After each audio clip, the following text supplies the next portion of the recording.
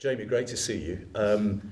You have this ability to shock everybody very regularly. When I woke up this morning, the last thing I thought I'd be asking you about when I came here tonight was you being a co-owner of the Rochester Rhinos.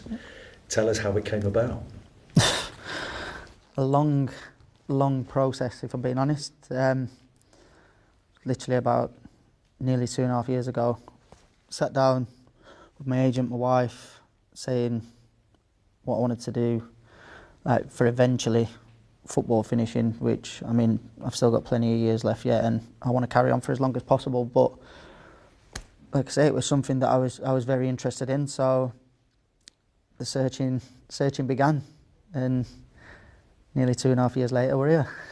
It's an incredible story because Rochester actually a pretty famous non-league club down the years. They were I think the only club to win the US Open Cup, like the equivalent of the FA Cup over there, in the MLS era. So there's a rich sort of history of football. It's a hotbed of football, isn't it, Rochester? Was that what sort of tipped the balance in their favour? Yeah, 100%. I mean, like you said, the only non-MLS club to win the Open Cup. So it shows you how hard it is to actually accomplish that. So to get that feat in as part of your history is massive. But then they've gone through a few sticky patches and had to go into hiatus. But we're hoping now that between myself, Wendy and David, that we can bring the success back, and if not, make it even better. I've just been listening to you talking to a lot of the American media out there, and David actually said that were it not for you and your name recognition and the fact that you have this global sort of appeal and profile, we wouldn't be having this press conference. Can you believe how far you've come in your life, that you've got a guy in Rochester, New York, saying Jamie Vardy got in touch with us and he's made it happen? No, like I say, when I look at Rochester, I look kind of like how my career's gone. If you can put it like that, like obviously being released and then working as hard as I can to get to where I am today. And I think when you look at Rochester and how it was before they went into the hiatus, it was exactly like that. So we're really, really excited about what we think can happen, and knowing that if we get the plan perfect, that it can happen, and hopefully the success starts again. What's the dream scenario? That you win trophies with Rochester, or is it about getting players with the same hunger and desire that you had to get to where you are, to give them a pathway into the professional game? I think it's both. Both, 100%. You want to, first and foremost, you want your youth players to see that there's a pathway into the first team. And I think trying to get a lot of the team who are from Rochester or the northwest New York area to be on that team, showing that the talent is there. And we want them to be using us, if possible, as a stepping stone. We want them to go on and further their careers, and hopefully for them go and play at some of the biggest teams in Europe or South America, in the MLS, if that's where they're selected to go. But to have that appetite, you always want to obviously win things as well. So I think you have to make sure it's the right balance, but it's definitely both.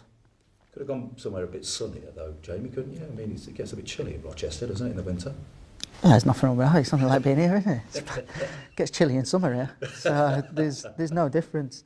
But it'd be, obviously, with the pandemic here at the minute, not being personally able to get out, I'd have loved to have got out this summer to properly look round, instead of just having the videos sent through and virtual tours, because the majority of it has all been done via Zoom meetings. I mean, don't get me wrong, there's been loads of them, but you'd much rather, like I say, get out there and be more hands-on.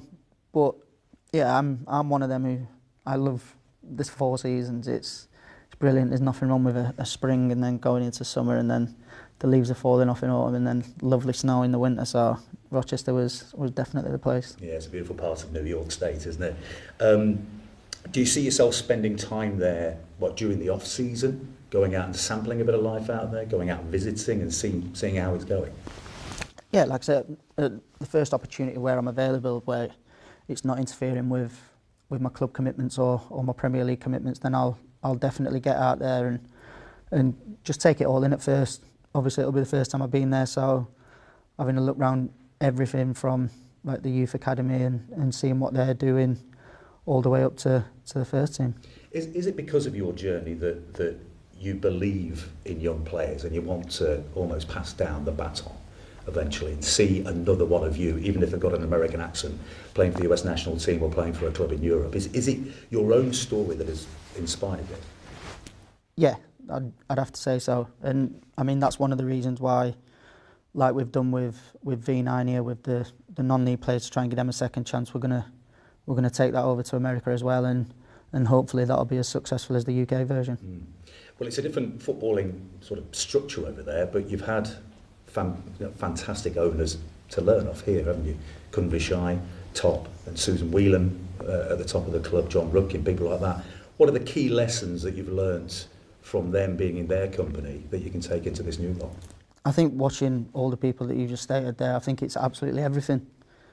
I mean, the way they run the club is absolutely fantastic, to the way they get the fans involved, the community, all the little things that a lot of people on the outside probably won't see. And I think that's what brings success and makes people want to be there, because me as a player for Leicester, I'm not treated any different to, say, the laundry lady or the chef. Everyone's an equal, and that's exactly how it should be. And I think it's little things like that that I'll take with me to Rochester and make sure that works as well. When you're allowed to go over there, there's a town called Leicester, 45 minutes southeast of Rochester. So I think you're going to be expected to go and open a fete there or something when you get over there. The season just gone, I mean, it's over your shoulder. To win the FA Cup, to have played in all 14 rounds of the FA Cup, and it's a beautiful trophy, and it's the one that Leicester really wanted. What did it mean to you to be on the pitch with Casper, with Wes Morgan, who've been on this journey together, when that final whistle went? No, it was brilliant. I think you saw from the pictures of me, it was probably a bit emotional. I just dropped to the floor, trying to take it all in that moment, but it's not possible. But like you said, the lads who, obviously the 5,000 to 1 league win, you wouldn't have thought that had been capped, but I think for the lads winning the FA Cup definitely capped that by a mile, and especially having the fans back as well. I know it wasn't a full stadium, but just the noise that the fans were making and making it that 12th man, if I'm being honest, got a bit nervy at times, and just having the fans behind you, backing you the whole way, just made it even better. So you put it right up there with the Premier League win? Yeah, 100%. Fantastic. When it comes to the manager here, Brendan Rodgers, I mean, this is a project, and you said in your interviews that this doesn't affect your immediate future at Leicester City at all. 2 years left on the contract.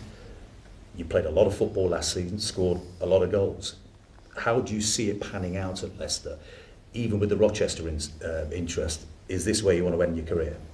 Yeah, 100%. I want to keep playing for Leicester and at the top for as long as possible. Like I say, I've got 2 years left, and fingers crossed I can keep performing exactly the same as I have done for the previous years, and hopefully that'll then prolong my Leicester career even further. How does the body change? You know, in a position like yours, with your explosive pace, how does your body change as you get into your 30s? I won't be able to tell you at the minute. It's not doing too bad. I get little niggles and that, but I've been like that ever since I signed for Leicester, if I'm being honest. There's never a day that I've been 100% fit. I don't think that exists. You've always got a little ache or a little pain somewhere, but you just get on with it, get the game straight into it, hopefully pick up the 3 points and get ready for the next game. How important has Brendan Rodgers been to you recently? No, he's been brilliant, and he's been brilliant to absolutely everyone. He's, like I said, it's a process what he wanted to do, and we wanted to keep progressing, and that's not going to change for next year. It's about trying to progress again. So we've managed to qualify for Europe again, so that's 2 consecutive seasons now, which wasn't happening before. So we'll see what the targets are when we come back for pre-season and look where we want to be. Speaking of pre-season, we're in this new training complex. It's like something from a different planet. It's absolutely unbelievable. And I was saying to somebody earlier, I once interviewed David Pleat at Beaver Drive when I think there was just a blue porter cabin to get changed in. I mean, this club has just come so far. when it comes to bringing in players, that wow factor of driving in here, do you think that's going to be important? Yeah, I think it'll be important, but I think it's just part of little pieces.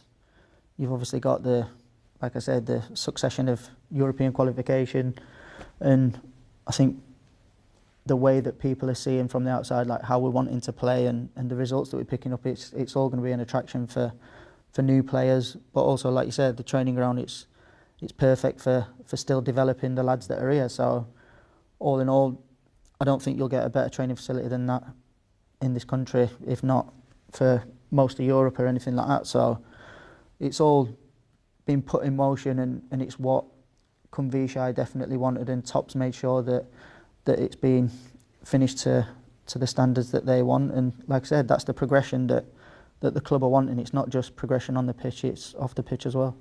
If a new striker is brought in, do you mind the competition? No, competition's brilliant. That's what you want. It's what you need as well. As a player, there's no way you can play 90 minutes every single game and not have a chance of not getting injured. So you need that competition. It keeps everyone on the toes as well, and you just want to push each other every day in training. What do you still want to achieve here in your career, in your playing career? You're talking everything off. Yeah. No. Obviously, you want to keep winning as many trophies as you can. And like you said, we've got the FA Cup, which we'd not had previously, but we also know that on the 7th of August, there's another trophy that's up for grabs. So we'll be doing his utmost, like I say, to carry on winning, carry on progressing, and hopefully that brings more trophies. You mentioned Europe, and what this football club is achieving is fantastic. But it's almost heartbreaking to see how much time the team spent in the top four over the course of 2 seasons, only then to fall out in the final week of the season. Now, as you mentioned, the FA Cup was paraded at the King Power Stadium after the game. But take us inside the dressing room after that final game, when even now knowing that a victory would have got you into the Champions League, how did the players, how did you react to it afterwards? No, it's like anything. There's bound to be bits of disappointment everywhere, but the main thing is it's a long season. We didn't just drop out because of that last game. We'd lost games during the season which were vitally as important as that last game. So overall, for the full 38 games, we weren't good enough to get in that top 4. So that's what I mean about the progression now. It's come back pre-season. We know obviously where we want to be. It's now about making sure we get in there. Well, thank you, Jamie. Good luck getting those snow tyres on your car out in Rochester in the winter. And thanks for your time. Enjoy the States. Cheers, thank you. Hi there, I'm Rebecca Lowe. Make sure you subscribe to watch highlights all season long, and join us at the weekend at 7 a.m. Eastern on NBCSN for Premier League mornings, and sign up for Peacock Premium, where you'll have access to 175 exclusive live games all season long.